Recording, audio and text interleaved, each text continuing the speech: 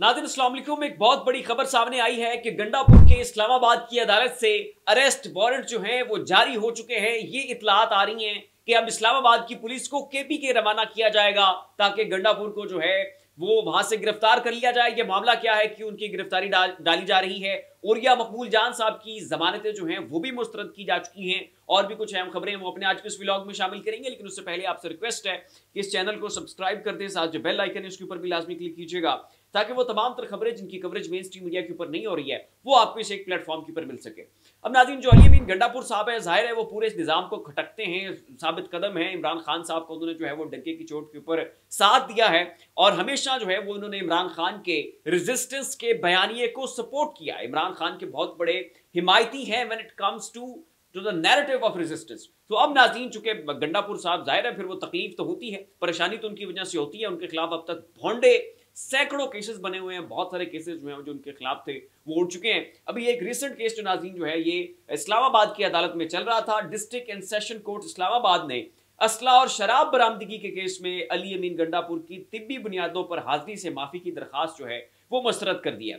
अब जाहिर है पूरा जुबा जो है वो उनके जेर इंतजाम है, वहां पर सिलाब भी आया हुआ है, मुल्क की इंतजामी मामला जो है वो भी उन्होंने देखने हैं, वफाक के साथ भी कोऑर्डिनेशन करनी होती है, उनकी बहुत ज्यादा वहां पर मसरूफियात हैं। तो हर एक तरह के इस तरह के भोंडे केसेस में अगर वो वहां पर पेश होते रहेंगे तो फिर उनके पास मुल्क को या अपने सूबे के डिलीवर करने के लिए जो है वो वक्त नहीं बचेगा। तो चूंकि वो अदालत के अंदर पेश नहीं हो सके थे अपनी उन मसरूफियात में जो है वो, ज़ाहिर है पूरा सूबा संभालना कौन सा कोई आसान काम होता है। तो जनाब हाजिरी से इस्तिस्ना ना मिलने की बुनियाद के ऊपर उनके अरेस्ट वारंट जो है वो जारी हो चुके हैं। अदालत ने वज़ीर आला खैबर पख्तूनख्वा अली अमीन गंडापुर की हाजिरी से इस्तिस्ना की दरखास्त मुस्तरद करते हुए उनके नाकाबिले जमानत वारंट गिरफ्तारी जारी कर दी है।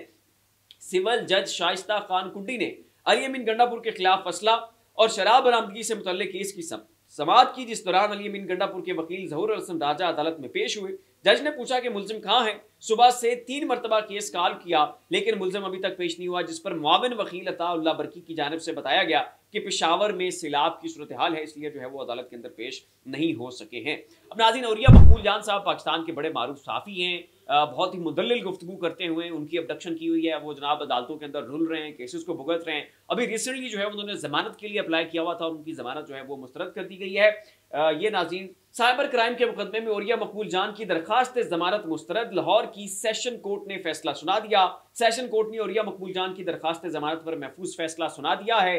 सेशन कोर्ट ने फरीकैन वकला के दलाइल सुनने के बाद फैसला महफूज किया। उरिया मकबूल जान की जानिब से मियां अली इशफाक जो है वो वहां पर दलाइल दे रहे थे। तो ये नाज़रीन एक और डेवलपमेंट है। अब नाज़रीन अख्तर मैंगल साहब जो हैं उन्होंने अपना इस्तीफा जमा करवा दिया है और जाहिर है उनके इस्तीफे से पूरे निज़ाम की बुनियादें और जड़ें जो हैं वो हिलकर रह चुकी हैं। उसके साथ साथ उन्होंने अपनी ये गलती भी तस्लीम की है कि मैंने इमरान खान की मुखालफत करके इमरान खान के कैंप को छोड़कर बहुत बड़ी गलती कर दी, एक बहुत बड़ा ब्लंडर कर दिया है और मैं जो है इसकी कीमत जो है अब चुका रहा हूँ। और मजीद नाज़रीन उन्होंने कुछ सख्त किस्म के स्टेटमेंट्स दिए हैं, अपने एहतजाज जो है वो रिकॉर्ड करवाया है और उनके स्टेटमेंट्स जो है नाज़रीन एक बहुत बड़ा नोहा है। वो कहते हैं कि जब भी बलूचिस्तान पर बात करो तो मीडिया पर ब्लैकआउट कर दिया जाता है, पार्लियामेंट में बलूचिस्तान पर बात करने की इजाजत नहीं मिलती, तो फिर इस पार्लियामेंट में बैठने का फायदा क्या है।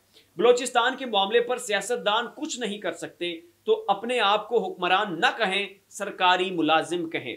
अब यहां पर नाज़रीन मैंगल साहब किन की जानिब मुखातिब हैं आप बहुत अच्छी तरह से समझ रहे होंगे, मेरे ख्याल में मेरी वजाहत करने की जरूरत नहीं है। मजीद वो कहते हैं कि मालूम है मेरे इस्तीफे से इतनी बड़ी पार्लियामेंट को फर्क नहीं पड़ेगा, लेकिन जर्नैलों के जमहूरियत के मीनार से अपने हिस्से की ईंट जो है वो मैं निकाल रहा हूं। मजीद वो कहते हैं कि मेरे हल्के, ये नाज़रीन जो उन्होंने इंकशाफ किया है बड़ा हौलनाक किस्म का इंकशाफ है और बहुत तकलीफ हुई मुझे ये पढ़ के। वो कहते हैं कि जी मेरे हल्के के 4 नौजवानों की लाशें मिली हैं, उनके अपने हल्के के 4 नौजवानों की लाशें जो हैं वो उन्हें मिली हैं। कहा गया कि इनकाउंटर में मारे गए।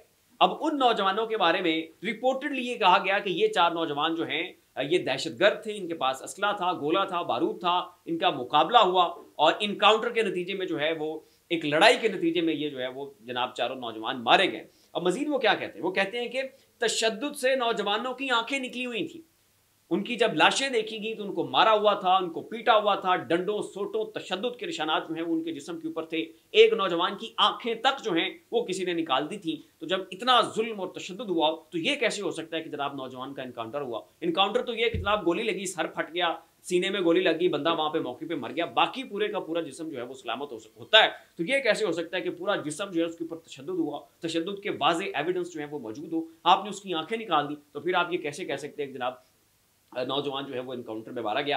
क्या वो बगैर आंखों के लड़ रहे थे? ये उन्होंने सवाल किया और कहते हैं कि कुछ शर्म करो, कुछ हया करो। ये स्टेटमेंट जो है नाज़रीन अख्तर मेंगल साहब ने दिया है। और इस वक्त तमाम तर जो पॉलिटिकल पार्टीज हैं, उनके जो टॉप टियर लीडरशिप है, उनकी जानिब से ये कहा जा रहा है कि अख्तर मेंगल साहब को हम मनाने की कोशिश करेंगे, उनका इस्तीफा मंजूर नहीं करेंगे, उनके इस्तीफे को रिजेक्ट कर दिया जाएगा, हम वफूद की सतह पर जो है उनसे मिलने जाएंगे और उनके साथ जो है वो मामला सेटल करेंगे, उनके तहफ़्फ़ुज़ात को सुनेंगे, उन तहफ़्फ़ुज़ात को दूर करने की कोशिश की जाएगी। लेकिन नाज़रीन जो अख्तर मेंगल साहब के स्टेटमेंट्स हैं, इससे साफ जाहिर होता है कि वो एक बहुत बड़ी कश्मकश, अपने ज़मीर की एक बहुत बड़ी जंग के बाद इस नतीजे के ऊपर पहुंचे हैं। और जिस नहज के ऊपर जो उन्होंने ये इस्तीफ़ा आकर दिया है और जिस तरह के स्टेटमेंट्स के साथ ये इस्तीफ़ा दिया है कि जिन जिन मामलात के साथ में उन्होंने निशानदेही की है और कहा है कि सियासत करने से बेहतर है कि मैं पकौड़ों की दुकान जो है वो बना लूँ और पकौड़े बेचना शुरू कर दूँ। मेरा ख्याल है कि उनकी वापसी जो है वो मुश्किल है और ये इस हुकूमत के लिए एक बहुत बड़ा दर्द सर है। और इनके बारे में जो ऑप्टिक्स हैं, जो एक रायामा है, जाहिर है वो भी बहुत बुरी तरह से मुतासिर होगी।